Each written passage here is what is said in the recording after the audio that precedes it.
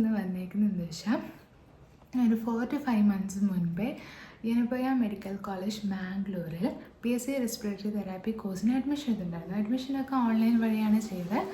അങ്ങനെ അവർ പറഞ്ഞിട്ടുണ്ടായിരുന്നു ലേറ്റർ കൗൺസിലിംഗ് സെഷൻ പിന്നെ ഇൻ്റർവ്യൂ കാര്യങ്ങളൊക്കെ ഉണ്ട്, അതൊക്കെ മെയിലായിട്ട് അയച്ചു തരാമെന്ന് പറഞ്ഞിട്ടുണ്ടായിരുന്നു. പക്ഷേ എനിക്ക് ഇതുവരെ മെയിലൊന്നും വന്നിട്ടില്ല. അങ്ങനെ ഞങ്ങളിത് വിളിച്ച് എൻക്വയറി ചെയ്ത സമയത്ത് അവർ പറഞ്ഞു അങ്ങനെ മെയിൽ കിട്ടാത്ത ആൾക്കാർക്കും പിന്നെ ഇൻ്റർവ്യൂ ഒന്നും അറ്റൻഡ് ചെയ്യാൻ പറ്റാത്ത ആൾക്കാർക്കും ഇപ്പം കറൻ്റ്ലി അവർ ഇത് ചെയ്ത് കൊടുക്കുന്നുണ്ട് പറഞ്ഞു. അങ്ങനെ ഞങ്ങൾ ഇന്നിപ്പം പോയി. ഓക്കെ, പിന്നെയുള്ള കാര്യം എന്ന് വെച്ച് കഴിഞ്ഞാൽ ഇന്നിപ്പം 22nd ആയി. 25th വരെ ഇൻ്റർവ്യൂ അറ്റൻഡ് ചെയ്യാത്ത ആൾക്കാർക്കും അവിടെ DD ഒന്നും സബ്മിറ്റ് ചെയ്യാത്ത ആൾക്കാർക്കും സ്റ്റുഡൻസിന് പിന്നെ 25th ശേഷം നിങ്ങളെ സീറ്റ് ക്യാൻസലായി പോകും എന്നാണ് പറയുന്നത്. അപ്പോൾ അങ്ങനെ എന്തെങ്കിലും പെൻഡിങ് ആയിട്ടുണ്ടെങ്കിൽ കോൺടാക്ട് ചെയ്യുക. ഇങ്ങനെയുള്ള കാര്യം അന്വേഷിച്ച ശേഷം അങ്ങോട്ടേക്ക് 25th പോകാൻ വേണ്ടി നോക്കുക. പിന്നെ എന്നുള്ള കാര്യം അവർ എനിക്ക് മെയിലായിട്ട് കിട്ടാത്തതുകൊണ്ട് കുറച്ച് പേപ്പേഴ്സൊക്കെ പെൻഡിങ്ങിലായിപ്പോയി. എനിക്ക് ഇൻകം സർട്ടിഫിക്കറ്റ്, കാസ്റ്റ് സർട്ടിഫിക്കറ്റ്, അങ്ങനെ കുറച്ച് സർട്ടിഫിക്കറ്റ് ഒന്നും അവിടെ സബ്മിറ്റ് ചെയ്യാൻ പറ്റിയിട്ടില്ല. അതൊക്കെ ക്ലാസ് തുടങ്ങും കൊടുത്താൽ മതി എന്നാണ് അവർ പറഞ്ഞത്. പിന്നെ പോകുന്നതിന് മുമ്പേ അവർ പറയും first semester course fee DD ആക്കിയിട്ട് വേണം കൊണ്ടു കൊടുക്കാൻ വേണ്ടിയിട്ട്. DD ആക്കുക, ഹോസ്റ്റൽ ഫീയും DD ആക്കിയിട്ട് തന്നെയാണ് അവിടെ സബ്മിറ്റ് ചെയ്യേണ്ടത്.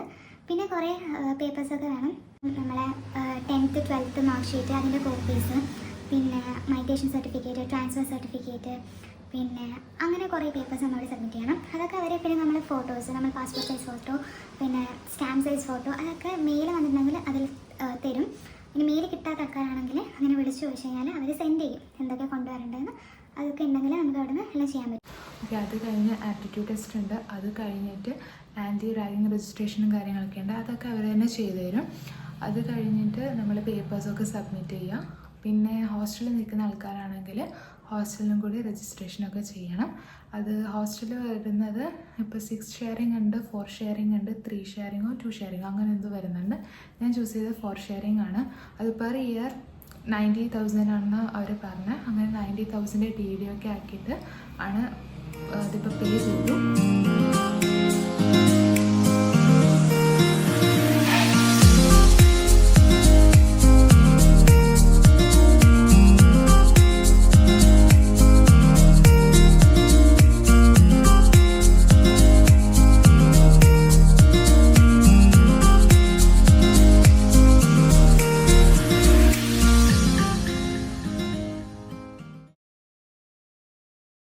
പിന്നെയുള്ള യൂണിഫോമാണ് ഞാൻ ഇപ്പോൾ കാണിച്ച പോലെ തന്നെ. ഇതാണ് എൻ്റെ യൂണിഫോം. പിന്നെ ഇതിൻ്റെ കൂടെ ഒരു സ്ക്രബും വരുന്നുണ്ട്, 2 സ്ക്രബും മറ്റും വരുന്നുണ്ട്.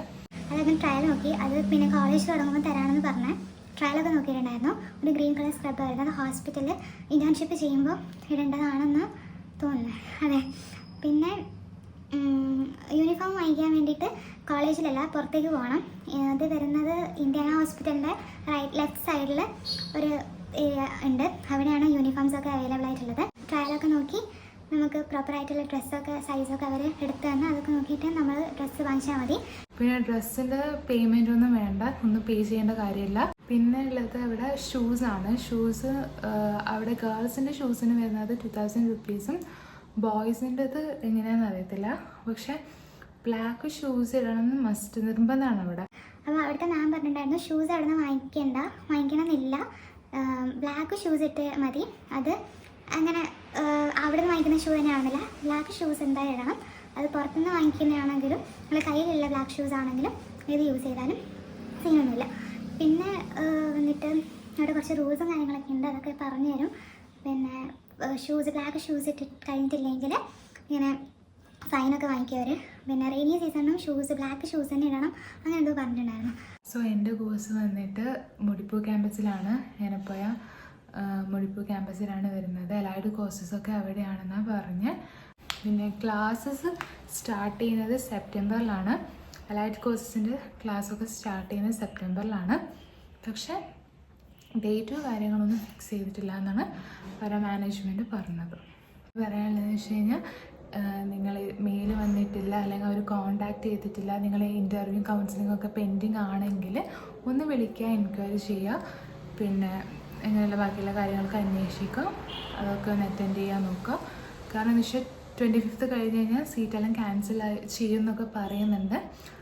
അറിയില്ല അതിനെ പറ്റിയിട്ട്, ഒന്ന് അന്വേഷിച്ച് നോക്കുമല്ല.